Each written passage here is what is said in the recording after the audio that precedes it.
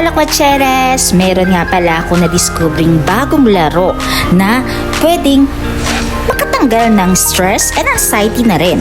So, syempre, diba, no? Itong relief games na siguro sagot na pera sa atin, lalo na minsan kung naboboard ka lang, diba?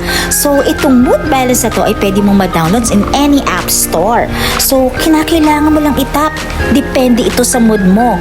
Share ko lang sa inyo ito, mga kalakwatseras. So, itong mood balance game na to, so pwede ka mag-play slime games, calm your anxiety, relieve stress, track your daily mood, receive personal insight, and also keep a mood journal. O diba, mga kalakwatseras, bonggang-bongga itong app na to. So, try nyo nang i-download ito sa lahat ng app store ninyo na available sa phone ninyo. So, yun lang, mga kalakwatseras.